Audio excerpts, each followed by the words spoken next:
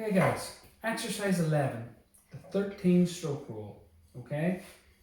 So first thing we do is like we done with the rest of the rolls, we have to work out how many buzz taps is in the 13 stroke roll. So let's go for it. 2, 4, 6, 8, 10, 12, 14. So that was 7 we done there. So 7 buzz taps equal 14. So we know that 7 is too many. So let's take one off. 2, 4, 6, 8, 10, 12. So that's 6 buzz taps give us 12. We make it 13 by adding the bouncy ball beat. So simply the 13 stroke roll goes like this. 1, 2, 2, 4, 6, 8, 10, 12, 1.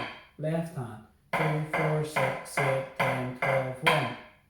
Right hand. 2, 4, 6, 8, 10, 12, 1. Left hand. 2, 4, 6, 8, 10, 12, 1. Okay. So like the 9 stroke roll, whatever hand we start on is the hand we finish on. Alright? Now, saying all the numbers there, because it's a longer roll, actually gets a little bit, is what we call probably like a mouthful. It's quite hard to say, especially when you keep the pace up.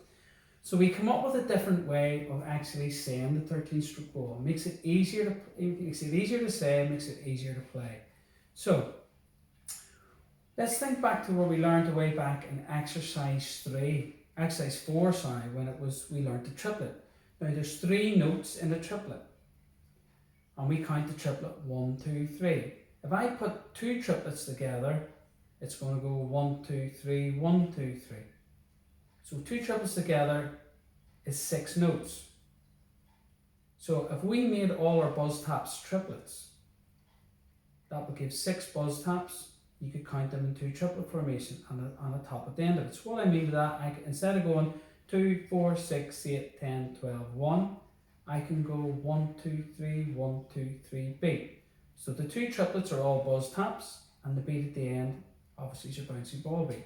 So instead of going 2, 4, 6, 8, 10, 12, 1, I quite simply change the count to 1, 2, 3, 1, 2, 3, beat. Which is much easier said and much easier played, and it's exactly the same number.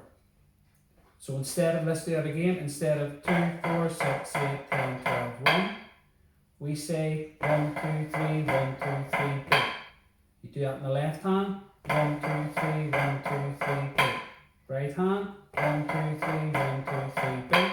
In the left hand, 1, 2, 3, 1, 2, 3, beat. And effectively that is our 13 stroke roll. Now the last beat of the 13 stroke roll, we're going to put a paradiddle in the end of it. Now if you can remember way back, the paradiddle was exercise 3, and that's the one that went right, left, right, or left, right, left, left.